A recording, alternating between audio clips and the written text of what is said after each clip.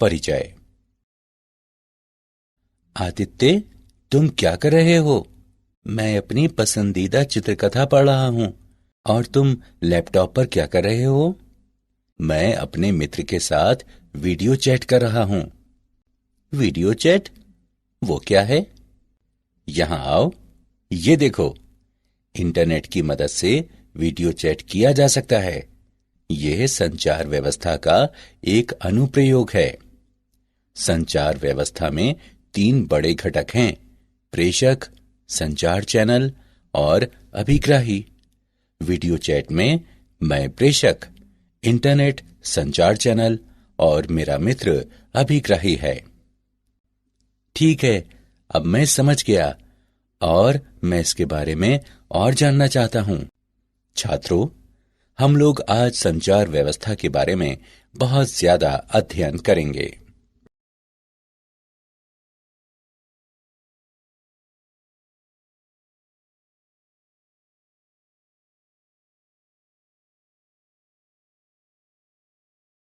उद्देश्य। इस पाठ के अंत में आप निम्न करने में सक्षम हो जाएंगे: संचार व्यवस्था के अवयवों को जानना, मौलिक शब्दावलियों का वर्णन करना, सिग्नलों की बैंडविड्थ का वर्णन करना, प्रेषण माध्यम की बैंडविड्थ को समझना, विद्युत चुंबकीय तरंगों के संचरण का वर्णन करना, मॉडुलन और इसकी आवश्यकता को जानना, आयाम मॉडुलन का वर्णन करना और आयाम मॉडुलित तरंग के उत्पादन और संसूचन का विश्लेषण करना।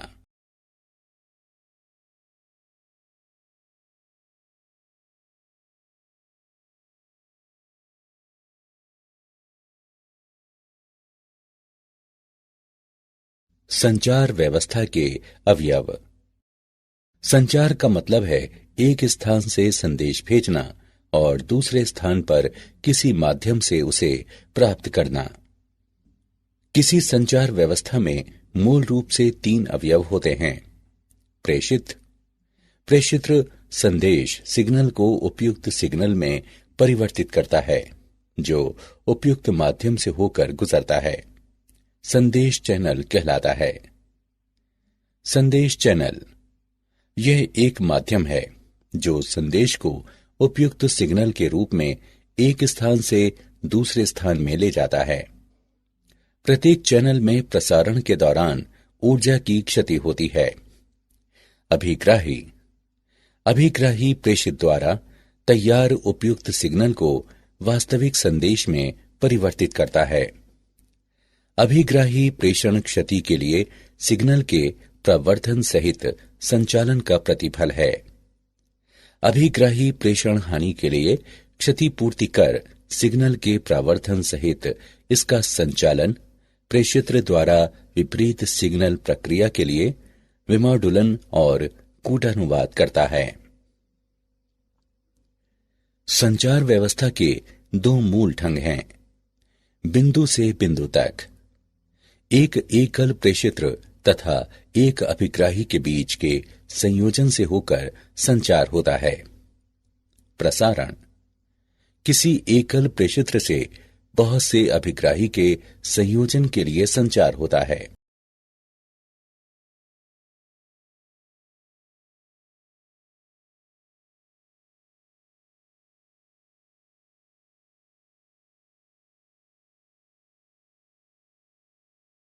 मूल शब्दावलियां। ट्रांसड्यूसर। ट्रांसड्यूसर एक यंत्र है जो ऊर्जा को एक स्वरूप से दूसरे स्वरूप में परिवर्तित करता है। संचार व्यवस्था में आमतौर पर प्रेषित्र के निर्गत वाक पर विद्युतीय सिग्नल में संदेश सिग्नल के अनुरूप परिवर्तन और फिर अभिग्राही के निर्गत वाक विद्युत सिग्नल से संदेश सिग्नल में रूपांतरण की मांग रहती है। सिग्नल प्रेषण के लिए विद्युतीय या प्रकाश की स्वरूप में से जिसमें भी उपयुक्त हो सूचना का रूपांतरण सिग्नल कहलाता है। सिग्नल अनुरूप अथवा अंकीय हो सकते हैं।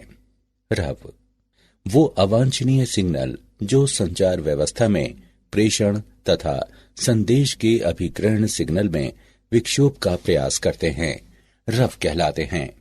क्षीणता, किसी माध्यम से संचरण के समय सिग्नल की प्रबलता में क्षति को क्षीणता कहते हैं। प्रवर्धन, किसी इलेक्ट्रॉनिक परिपथ के उपयोग द्वारा सिग्नल की क्षमता बढ़ाने वाली प्रक्रिया प्रवर्धन कहलाती है। संचार चैनल में क्षीणता के कारण होने वाले क्षय की क्षतिपूर्ति के लिए प्रवर्धन आवश्यक है। परास, यह स्रोत तथा लक्ष्य के बीच की वो अधिकतम दूरी है जहां तक सिग्नल को उसकी पर्याप्त प्रबलता से प्राप्त किया जाता है। बैंडविड्थ या बैंड चौड़ाई, बैंड चौड़ाई से हमारा तात्पर्य उस आवृत्ति परास से है जिस पर कोई उपकरण प्रचालित होता है अथवा स्पेक्ट्रम के उस भाग से होता है जिसमें सिग्नल की सभी आवृत्तियां विद्यमान हैं। पुनरावर्तक, पुनरावर्तक अभिग्राही तथा प्रेषित का संयोजन होता है। पुनरावर्तकों का उपयोग किसी संचार चैनल के परास को विस्तारित करने के लिए किया जाता है।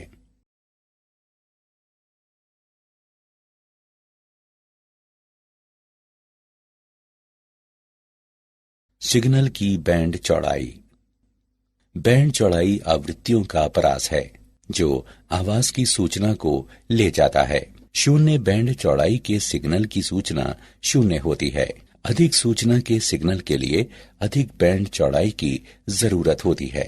एक सिग्नल की बैंड चौड़ाई b है जिसमें आवृत्तियों का परास है। b बराबर डेल्टा f बराबर f2 माइनस f1, जहां f2 उच्च और f1 निम्न सार्थक आवृत्ति का सिग्नल है। उदाहरण के लिए दूरभाषवाणी सिग्नल की बैंड चौड़ाई जहां b बराबर 3 किलोहर्ट्ज, f2 बराबर 3 किलोहर्ट्ज और f1 बराबर 0 है।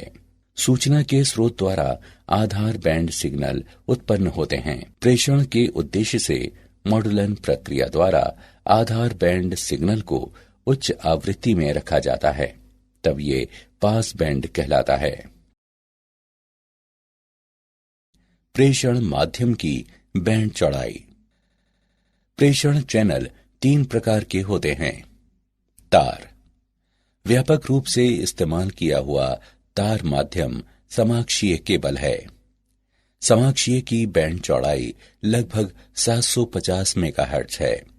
ऐसे केबलों को आमतौर पर 18 गीगाहर्ट्ज से नीचे संचालित किया जाता है। मुक्त आकाश, मुक्त आकाश प्रेषण माध्यम व्यापक परिसर की आवृत्तियों कुछ किलोहर्ट्ज से कुछ गीगाहर्ट्ज पर रेडियो तरंगों को संचारित करता है।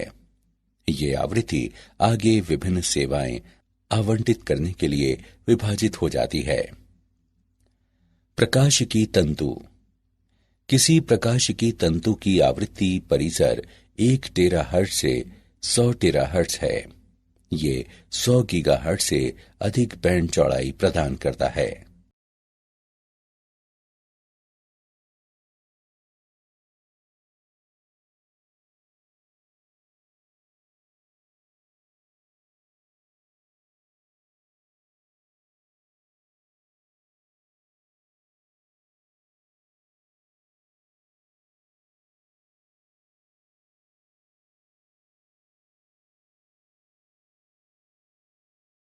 वैद्युत चुंबकीय तरंगों का संचरण, पृथ्वी का वायुमंडल गैसीय पर का रोमांचक परास प्रस्तुत करता है जिसमें वैद्युत चुंबकीय तरंगों को विभिन्न आवृत्तियों में विभिन्न मार्गों पर संचरित करता है।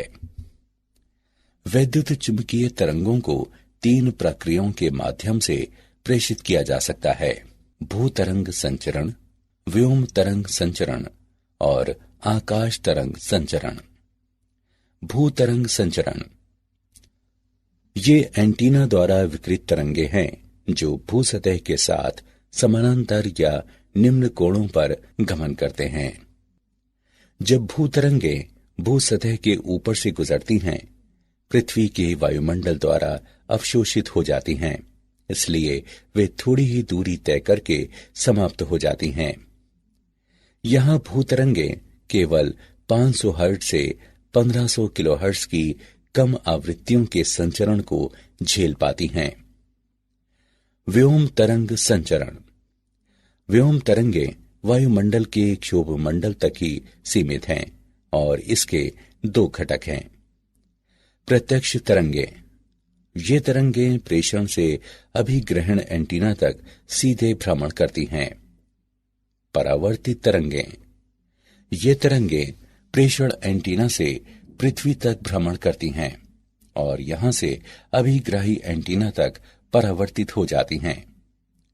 आकाश तरंग संचरण। ये किरणें एंटीना द्वारा बड़े कोण पर विकिरित होकर ऊपर की ओर जाती हैं और आयन मंडल से परावर्तित होकर अभिग्राही एंटीना तक पहुंचती हैं। रेडियो तरंगों का क्षोभ मंडल परावर्तन द्वारा आकाश तरंग संचरण के लिए आवृत्ति परिसर कुछ मेगाहर्ट्ज से 30 मेगाहर्ट्ज तक का होता है। आयनित परतों का अपवर्तित सूचकांक आवृत्ति पर निर्भर करता है और ये 1-81 का मूल विभाजित वर्ग f के बराबर होता है। उदाहरण। आइए हम एक उदाहरण लेते हैं। एक टीवी टावर की ऊंचाई 200 मीटर है। यदि टावर के आसपास का औसत जनसंख्या घनत्व 1800 वर्ग किलोमीटर है, तो ये टीवी प्रसारण कितनी जनसंख्या को आच्छादित करेगा? दिया गया है पृथ्वी की त्रिज्या 6400 किलोमीटर है। हम इसके हल को जानते हैं। दिए गए मान हैं h बराबर 200 मीटर, जनसंख्या घनत्व 1800 प्रति वर्ग किलोमीटर, पृथ्वी की त्रिज्या 6400 किलोमीटर। प्रेषण का परास दिया गया है d बराबर मूल 2HR। अब मान रखने पर और इसकी गणना करने पर हम पाते हैं d बराबर 5.06 गुणा 10 पर घातांक 4 मीटर। प्रेषण द्वारा आच्छादित क्षेत्रफल बराबर पाई d वर्ग। जनसंख्या आच्छादित बराबर क्षेत्रफल गुणे जनसंख्या घनत्व। अब मान रखने पर और इसकी गणना करने पर हम पाते हैं 1.447 गुणा 10 पर घातांक 7। यहाँ 1.447 गुणा 10 पर घातांक 7 जनसंख्या को ये टीवी प्रसारण आच्छादित करता है।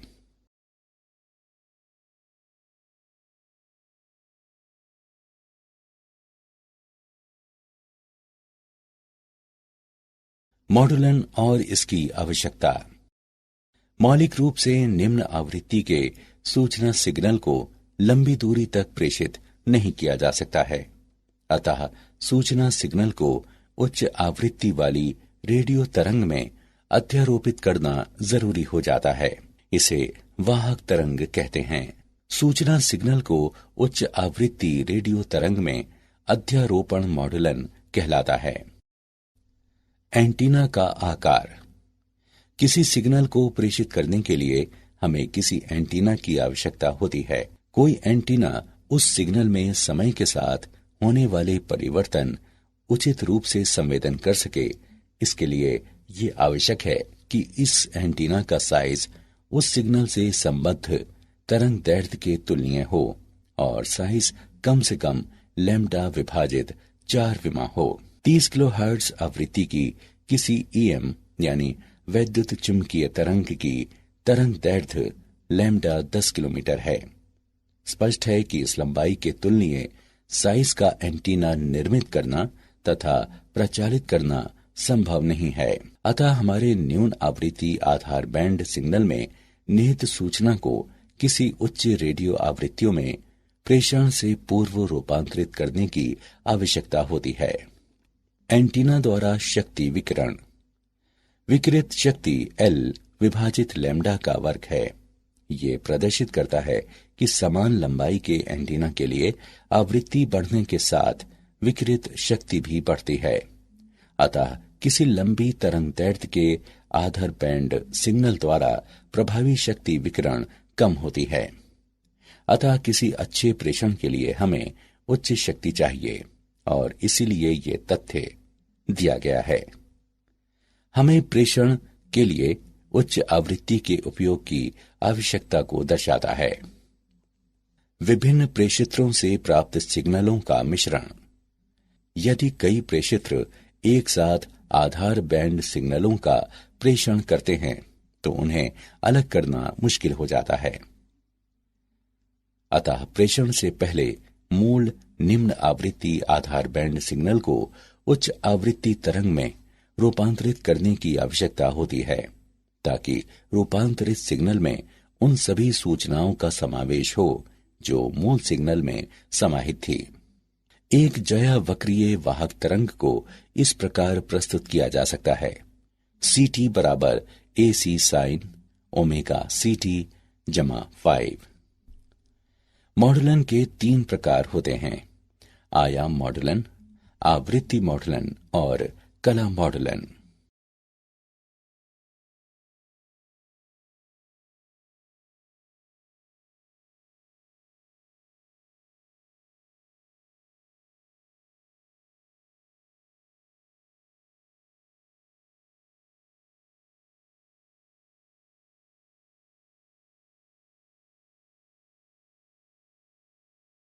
आयाम मॉडुलन।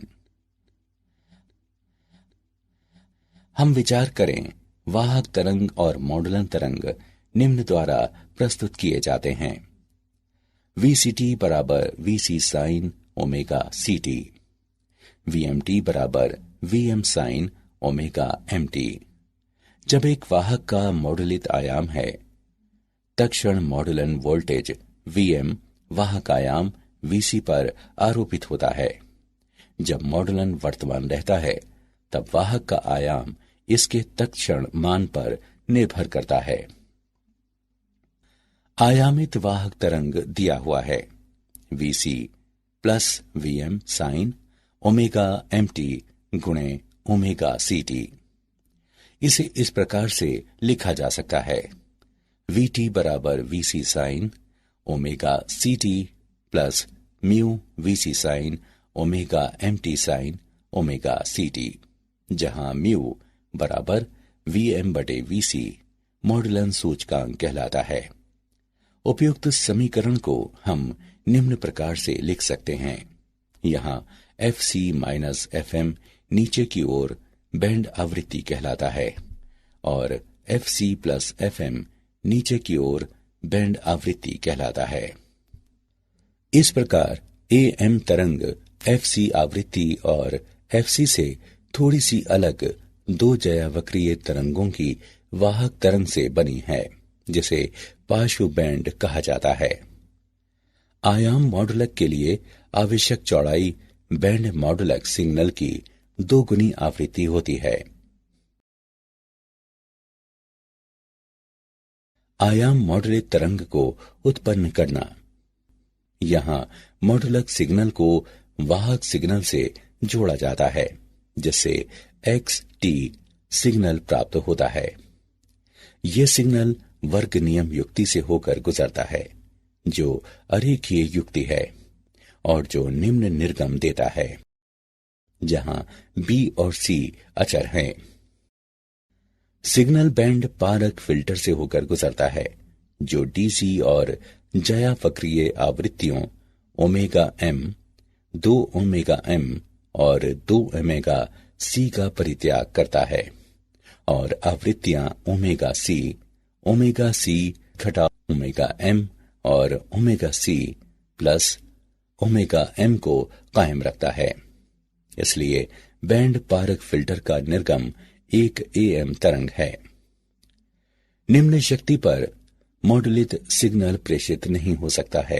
अपरिवर्तक बाद में शक्ति प्रवर्धक हो जाता है, जो आवश्यक शक्ति प्रदान करता है, और उसके बाद मॉडुलित सिग्नल उपयुक्त आकार के विकिरण के लिए एंटीना को पुष्ट करता है। आयाम मॉडुलित तरंग का संसूचन। संसूचन वह प्रक्रिया है जिसके द्वारा मॉड्यूलेट वाहक तरंग से मॉड्यूलिक सिग्नल की पुनः प्राप्ति की जाती है।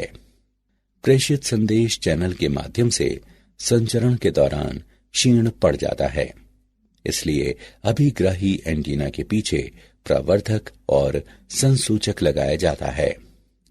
वाहक आवृत्ति निम्न आवृत्ति में बदल जाती है जो मध्यवर्ती आवृत्ति कहलाती है। तब संसूचित सिग्नल को प्रवर्धित करने की जरूरत महसूस होती है। मॉड्यूलेट सिग्नल दिष्टकारी से होकर गुजरता है। सिग्नल का एनवेलप संदेश सिग्नल होता है और तब सिग्नल एनवेलप संसूचक से होकर गुजरता है।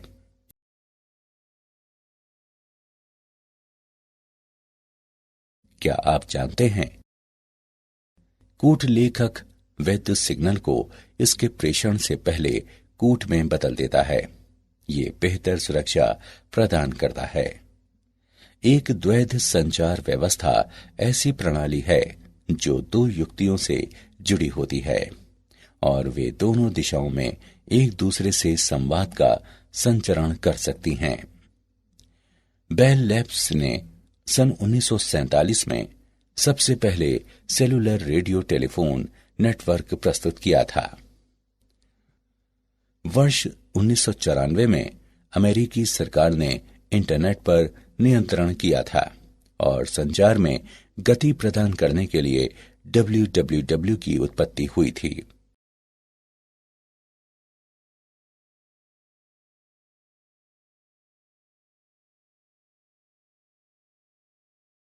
सारांश। आइए हमने जो कुछ सीखा है उसे संक्षेप में दोहराएं। संचार का मतलब है एक स्थान से संदेश भेजना और दूसरे स्थान पर किसी माध्यम से उसे प्राप्त करना। संचार चैनल एक माध्यम है जो संदेश को उपयुक्त सिग्नल के रूप में एक स्थान से दूसरे स्थान में ले जाता है। प्रत्येक चैनल में प्रसारण के दौरान ऊर्जा का नुकसान होता है। संचार के लिए वैद्युतीय या प्रकाशिकी स्वरूप जो उपयुक्त हो, उसमें सूचना को बदलने की प्रक्रिया सिग्नल कहलाती है। बैंड चौड़ाई आवृत्तियों का परास है जो वाणी की सूचना को ले जाता है। शून्य बैंड चौड़ाई के सिग्नल की सूचना शून्य होती है। ये किरणें एंटीना द्वारा बड़े कोण पर विकृत होकर ऊपर की ओर जाती हैं और आयन मंडल से परावर्तित होकर अभिग्राही एंटीना तक पहुंचती हैं।